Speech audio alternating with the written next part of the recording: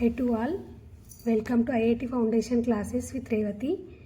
Last క్లాస్లో మనం chapter 5లో ratio అనే టాపిక్కి డిస్కస్ చేసుకున్నాము. నెక్స్ట్ ఇప్పుడు ప్రపోర్షన్ అంటే ఏంటో చూద్దాము. దీంతో ఈ చాప్టర్ కంప్లీట్ అవుతుంది. మీకు కనుక నా వీడియోస్ నచ్చినట్లయితే లైక్ చేయండి, షేర్ చేయండి, మీ ఫ్రెండ్స్కి ఫార్వర్డ్ చేయండి. ప్రపోర్షన్ అంటే ఏంటంటే the equality of two ratios is called proportion.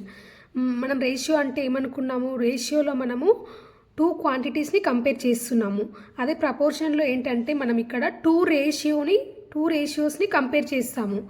అంటే ఇక్కడ ఏమవుతుంది, the equality of two ratios is called proportion. అంటే ఇక్కడ రెండు రేషియోస్ అనేవి ఈక్వల్గా ఉన్నట్టయితే అవి ప్రపోర్షన్లో ఉన్నాయని చెప్తామన్నమాట. ఇక్కడ చూడండి, if A:B equal to C:D. ఇక్కడ ఏమని రాయొచ్చు మనం, A:Bని A/B అని కూడా అనొచ్చు అని చెప్పాను కదా. A/B ఈక్వల్ టు C/D అయిందనుకోండి, అప్పుడు ABCD ఇవన్నీ మనము ప్రపోర్షన్లో ఉంది అని చెప్పొచ్చు అన్నమాట. ఇక్కడ A అండ్ Dని ఏమంటామంటే ఎక్స్ట్రీమ్స్ అని అంటాము.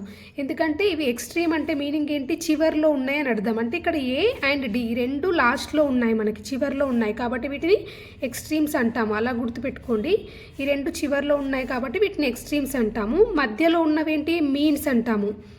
అంటే BC మధ్యలో ఉన్న ఈ రెండింటిని మాత్రం మీన్స్ అని అంటాము. Next, the values of A, B, C and D are respectively known as the first, second, third and fourth proportional. ఇక్కడ Aని మనం ఫస్ట్ ప్రపోర్షనల్ అంటాము, Bని సెకండ్ ప్రపోర్షనల్ అంటాము, Cని థర్డ్, Dని ఫోర్త్. అదే రేషియోలో అయితే ఏమనుకున్నాం మనము, ఫస్ట్ టర్మ్ సెకండ్ టర్మ్ అంటారని చెప్పాను కదా. A/B అని ఉంటే Aని ఫస్ట్ టర్మ్ అంటాము, Bని సెకండ్ టర్మ్ అంటాము, లేదంటే యాంటిసిడెంట్ అంటాము, కాన్సిక్వెంట్. అలా ఇందులో కూడా అలానే. Next, the first and fourth terms are called extremes. ఇంతకుముందు చెప్పింది మళ్ళీ ఇక్కడ, the first and fourth terms are called extremes while the second and third terms are called means. ఇక్కడ the product of extremes equal to the product of means equal to ADB equal to BC.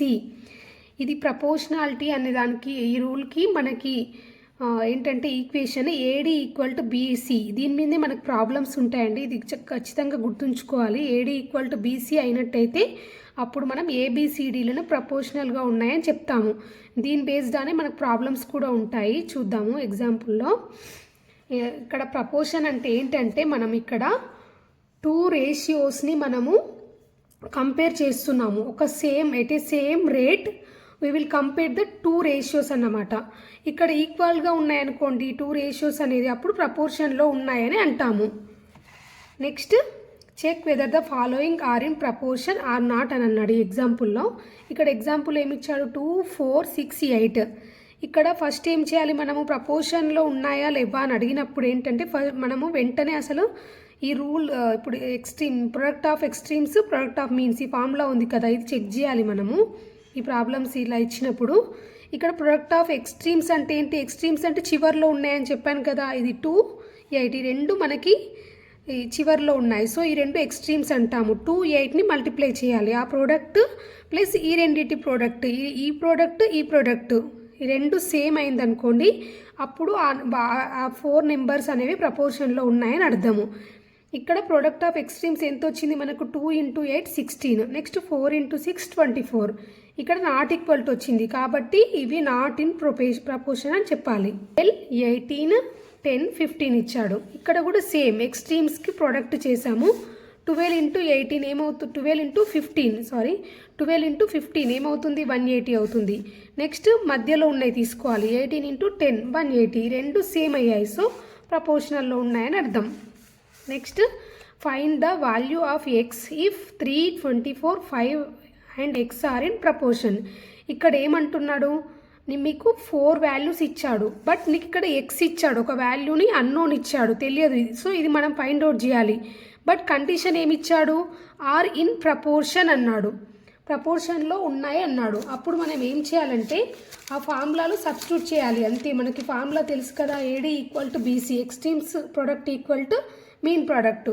So అందులో substitute చేస్తే మనకు answer వచ్చేస్తుంది. చూడండి, ఇక్కడ 3, 24, 5 and X ఇవి ఇచ్చాడు. So extremes ఏమున్నాయి ఇందులో, 3, X ఈ రెండు కదా extremes product equal to mean 24 × 5. 3x equal to 24 5 జా ఎంత మనకి 120. సో x ఈక్వల్ టు ఏమవుతుంది 120 డివైడెడ్ బై 3నే కదా, అప్పుడు 3 4 జా 30 40 ఈజ్ ద ఆన్సర్. చూడండి x equal to 120 by 3 equal to 40. So 40 is the answer. ఇలాంటి ప్రాబ్లమ్స్ ఇచ్చినప్పుడు మనం ఇలానే ఇక్కడ ఎలా ఇచ్చారో అలానే రాసుకోవాలి. మీరు పొరపాటున మళ్ళీ ఇది ఫస్ట్ 24 తర్వాత 5 అలా రాసుకున్నారనుకోండి ప్రాబ్లం మొత్తం రాంగ్ అయిపోతుంది. ఇక్కడ మనకి ఎలాంటి ఇక్కడ ఆర్డర్ ఎలా ఇచ్చారో అలానే రాసుకోవాలి, అప్పుడే మనకు ఆన్సర్ కరెక్ట్ వస్తుంది. నెక్స్ట్ ఇక్కడ చూడండి, in a milk solution water and milk are in the ratio of 2:15. If the quantity of pure milk is 6 liters then find the quantity of water in solution. ఇక్కడ ఏమి ఇచ్చాడంటే ఒక solution ఇచ్చాడు, ఆ సొల్యూషన్లో milk ఉన్నాయి water ఉన్నాయి. అయితే ఇక్కడ ఏమంటున్నాడు వాటర్ అండ్ మిల్క్ రేషియో ఇచ్చాడు మనకి 2:15 అంట వాటర్ అండ్ మిల్క్ రేషియో. అయితే ఇక్కడ నీకు క్వాంటిటీ కూడా ఇచ్చాడు. నెక్స్ట్ మిల్క్ క్వాంటిటీ 6 liters అని ఇచ్చాడు.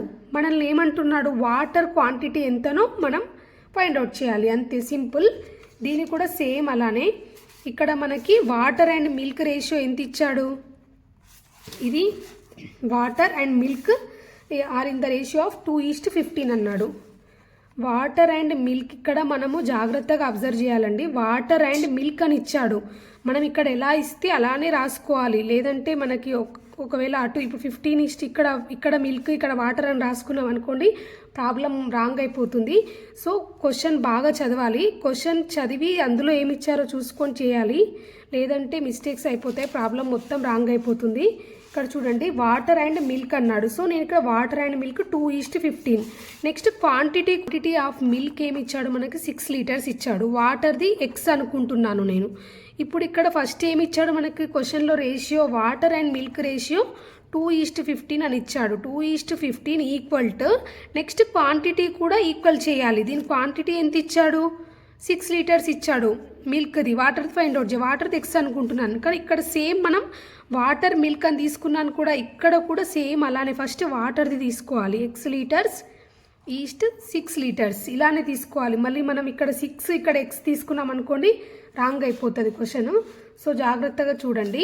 ఇప్పుడు ఇవి మొత్తం ఎక్స్ట్రీమ్స్ ప్రోడక్ట్ ఎక్స్ట్రీమ్స్ మీన్స్ ఇవి ప్రపోర్షన్లో ఉన్నాయి కాబట్టి మనం product of extremes and means product చేయాలి. ఇక్కడ 2 × 6 equal to 15 × x, 12 equal to 15x.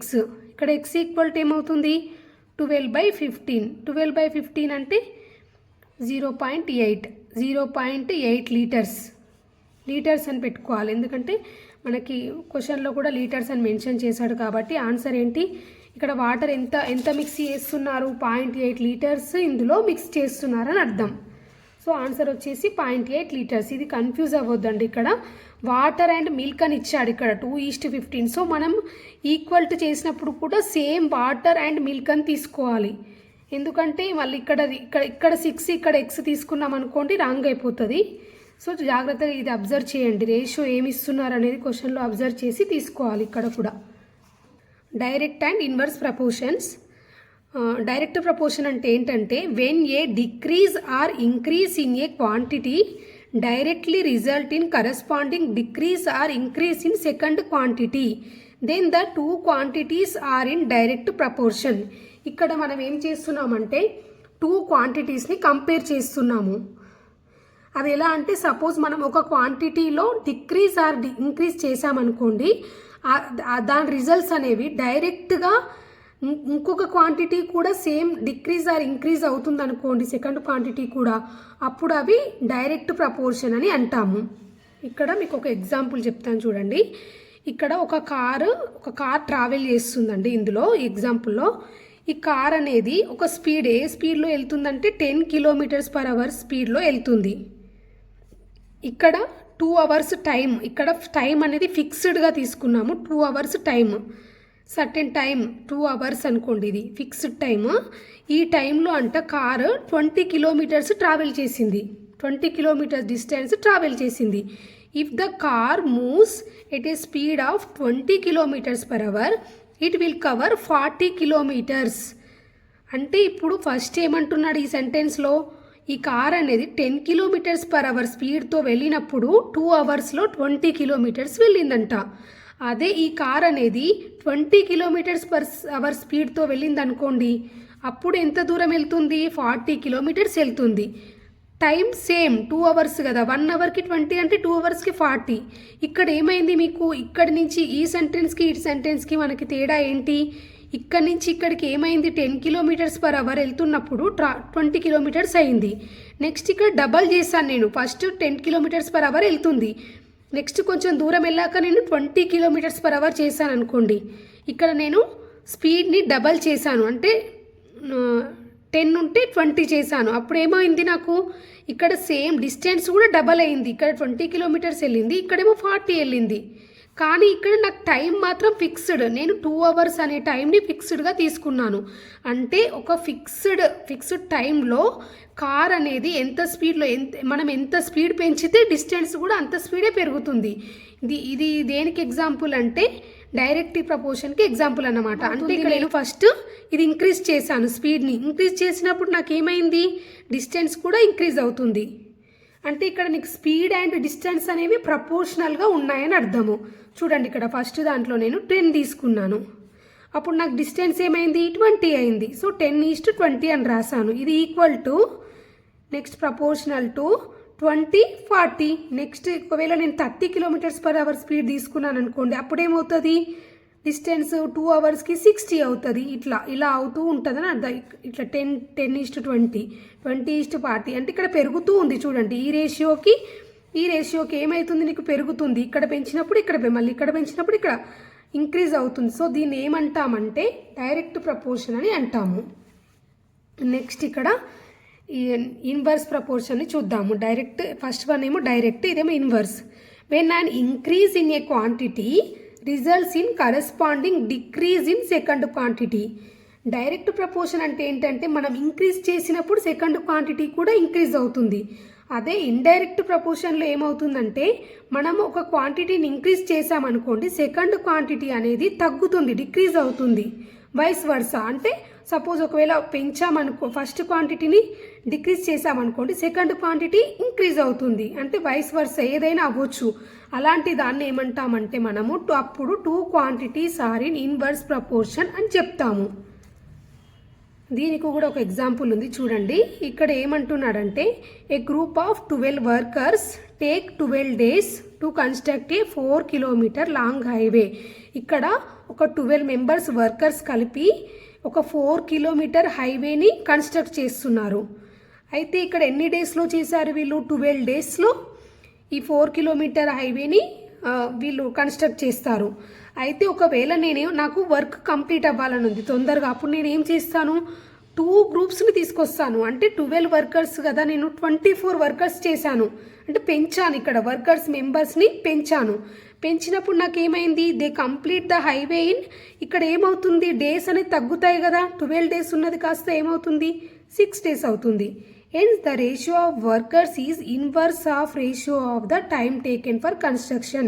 దీన్ని బట్టి ఏమవుతుంది, మీకు ఏమర్థమైంది, ఇక్కడ నేను వర్కర్స్ని పెంచాను అనుకోండి, అప్పుడు ఏమవుతుంది, అప్పుడు డేస్ అనేవి ఏమవుతున్నాయి, తగ్గుతున్నాయి. అంటే నీకు టైం తగ్గుతుంది, ఈ పని అనేది నీకు తొందరగా అయిపోతుందని అర్థం.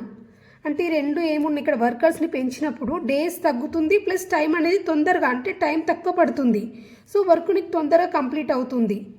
ఇది ఏమవుతుంది, ఇక్కడ ఒకటి పెంచాను, నెక్స్ట్ ఇంకొకటి తగ్గుతుంది. ఒక క్వాంటిటీని పెంచినప్పుడు ఇంకొక క్వాంటిటీ తగ్గుతుంది. సో దీన్ని ఏమంటామంటే ఇన్వర్స్ ప్రపోర్షన్ అని అంటాము, ఇలా జరగడాన్ని. మీకు దీనికి ఒక బెస్ట్ ఎగ్జాంపుల్ నేను చెప్తాను, చూడండి అర్థమయ్యేలాగా. ప్రపోర్షన్కి నేను ఇక్కడ ఒక ఎగ్జాంపుల్ చెప్తున్నాను, చూడండి. అయితే ఇక్కడ మ్యాథ్స్ ఎగ్జామ్ ఉందండి. అయితే మ్యాథ్స్ ఎగ్జామ్లో 8 chapters ఉంది సిలబస్. అయితే మీరు ఏమనుకుంటున్నారు, 2 daysలో 8 chaptersని ఫినిష్ చేద్దామని అనుకుంటున్నారు. అయితే 4 అవర్స్లో 4 chapters చదువుదాం అనుకున్నారు. ఒక రోజులో 4 అవర్స్లో 4 chapters ఫినిష్ చేద్దాం అనుకున్నారు. అయితే మీరు సడన్గా మళ్ళీ ఏమనుకున్నారు అంటే, మీకు టైం తక్కువ ఉంది, కొంచెం ఇంకేదైనా వర్క్ ఉంది, సో ఒక్క రోజులోనే ఫినిష్ చేద్దాం అనుకున్నాను అనుకోండి సిలబస్ మొత్తం. అప్పుడు ఏం చేస్తారు, 4 అవర్స్ని 8 అవర్స్కి ఇంక్రీజ్ చేసామనుకోండి, ఇక్కడ నేను టైం అనేది 4 అవర్స్ని 8 అవర్స్కి ఇంక్రీజ్ చేశాను అనుకోండి. అప్పుడు ఏం చేస్తారు మీరు, 8 చాప్టర్స్ కంప్లీట్ అయిపోతాయి కదా. 8 చాప్టర్స్ 1 డేలోనే ఫినిష్ అయిపోతాయి. మీరు ఏమనుకున్నారు, ఫస్ట్ 2 డేస్లో ఫినిష్ చేద్దాం అనుకున్నారు ఈ చాప్టర్స్ ఎగ్జామ్కి ప్రిపేర్ అయిపోవడం. కానీ ఇక్కడ ఏం చేసామంటే ఇక్కడ టైం అనేది పెంచాము మనం. కానీ సో టైం పెంచడం వల్ల ఏమైంది, మీరు 8 చాప్టర్స్ 1 డేలోనే ఫినిష్ అయిపోయింది. సో వర్క్ అనేది 1 డేలోనే ఫినిష్ అయింది. సో డేస్ అనేవి తగ్గాయి, అంటే ఇక్కడ టైం పెరిగింది, డేస్ తగ్గాయి. అంటే అర్థం ఏంటి, ఇక్కడ ఒక క్వాంటిటీ పెరిగింది, ఒక క్వాంటిటీ డేస్ అనేది తగ్గింది, టైం పెరిగింది. సో ఇక్కడ ఏమవుతున్నట్టు, ఇన్వర్స్ ప్రపోర్షన్ ఉన్నట్టే కదా ఇది. సో ఇలా అన్నమాట. మీకు అర్థమైంది అనుకుంటున్నాను నాకు ఈ concept. Thank you for watching. Don't forget to subscribe. If you have any doubts, please contact to my number. It is in the description. Thank you very much.